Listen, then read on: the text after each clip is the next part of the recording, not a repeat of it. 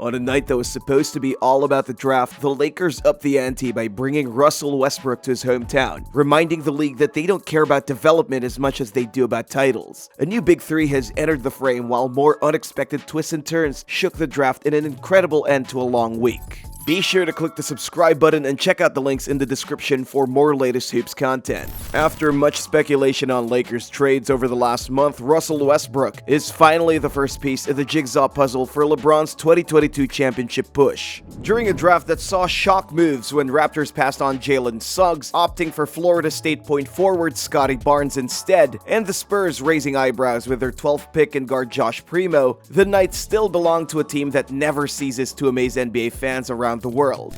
Minutes before the draft, the Lakers were heavily rumored to be about to complete a deal for Sacramento guard Buddy Hield in exchange for Kyle Kuzma and Montrezl Harrell. But before the commentators could draw breath on the deal, the script was flipped all of a sudden as an explosive story about an explosive player sent shockwaves through the NBA. The Lakers did the old bait and switch in what will be remembered as the trade that completely overshadowed an elite class in a deep draft. It involved all the usual suspects in Montrezl Harrell, Kyle Kuzma, Kentavious Caldwell-Pope, and the number 22 pick of the recent draft. We'll dig into what this does for the Lakers later, but for now, let's focus on the domino effect this could have elsewhere. The West is certainly stacked as other teams will now have to make big moves to compete with the likes of the purple and gold. The Warriors being one team that certainly needs to freshen up the roster. A rebirth doesn't look on the cards because even if Klay Thompson does come back strong, they now have to deal with two LA teams with incredible star power. On the other coast, the effect this might have on the Wizards' golden boy Bradley Beal is now considered to be quite positive, as Beal recently stated he had no desire to leave Washington. However, business is business, so until we see Beal's name firmly on the dotted line, we aren't going to get ahead of ourselves. Assuming Beal is true to his word, this means he now has an entirely new squad to work with in a declining Eastern Conference. With the Nets consistently unable to avoid injury, the 76ers unable to build chemistry, and only the Bucks, who managed to essentially be the last one standing, with a series of injuries hit the rest of the playoff teams, the Eastern Conference now looks fairly thin. A rejuvenation from three well-coached teams in Boston, Miami, and Toronto could be a stumbling block, but now with some elite and well-rounded players, Beal could well make a deep playoff run this year. But let's get back to the Big Three. It's impossible to ignore the fact that LeBron, AD, and Russ on paper are formidable opponents. In case you need reminding, Anthony Davis is an 8-time All-Star and a defensive monster. LeBron's legacy needs no introduction, as he's a 4-time NBA Finals MVP and 17-time All-Star. Wow, when you say it out loud, it really does put his domination into context. Now, with the sudden addition of Russell Westbrook, they have an NBA regular season MVP and an explosive record breaker with the NBA career triple-doubles record. Let's not forget, this isn't simply an individual accolade for Westbrook. When he scores triple-doubles, his team wins, so the combination of his stats with the two stars of the Lakers' 2020 championship run will absolutely give the Lakers the edge this year. One slight hitch could be Anthony Davis' injury woes, as he only managed 36 games, albeit in a shortened season. But he couldn't see out the first series of the playoffs, which ultimately cost the Lakers a defeat at the hands of the Phoenix Suns. Questions on AD's fitness led to rumors of a number of potential stars joining LeBron's Lakers, as James is notorious for simply wanting players who could add mass production to his teams, and fast. Well, Westbrook certainly fits the framework, as Russ averaged an insane fourth season triple-double out of 5 years last season, hit a career-high 11.5 rebounds and 11.7 assists, along with 22.2 points over 65 games. So while Westbrook is 32 years old and entering his 14th season in the league, let's not ignore the fact that he's arguably just had his second best season in the NBA. The first was obviously his memorable 2016-17 triple-double average at 10.4 assists, 10.7 rebounds, and a gargantuan 31.6 points per game, which ultimately landed him the league's MVP. This player can not only produce, but he also gives you the energy down the stretch in a playoff series that might be slipping away from you. LeBron agreed that the Lakers looked flat in the postseason and just couldn't seem to get it together in their first-round loss to Phoenix. Well, with Westbrook's early success leading OKC to their first NBA Finals since their relocation in 2012, losing to LeBron's Miami Heat in 5 games, it seems like he has the experience. Game 1 of that Finals marked one of many Russell records, as he scored 27 points and 11 assists on his opening game, joining only Michael Jordan in the record books as the only players to hit 25+ plus points and 10 assists in an NBA Finals debut.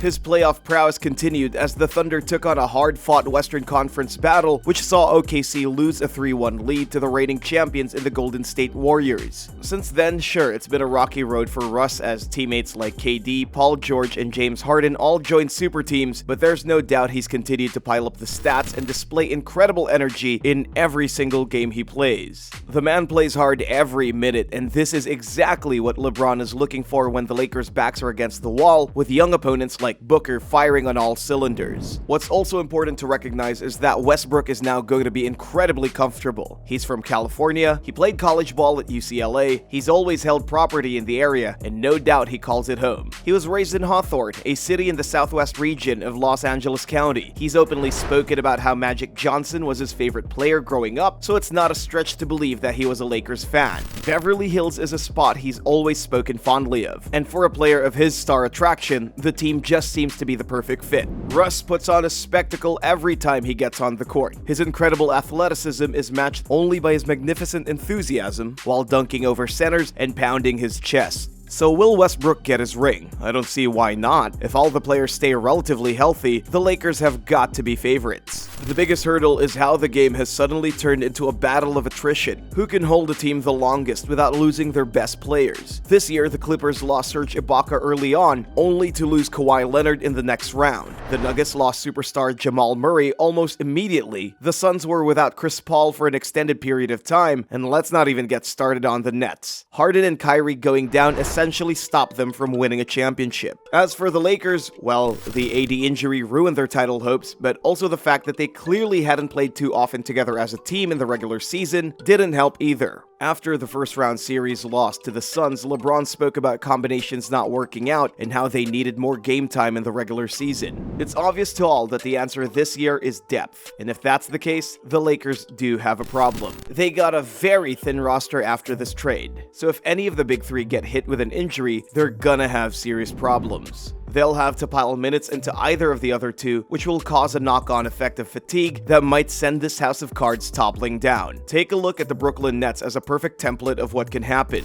One minute they're flying high, and the next KD's playing a 53-minute overtime game with 48 points and still ending up on the losing team. One man can't simply do it all anymore. The league has changed, and while critics will argue that's exactly what Giannis did this year, Middleton pulled him out of trouble many times, and their core team just simply didn't get injured.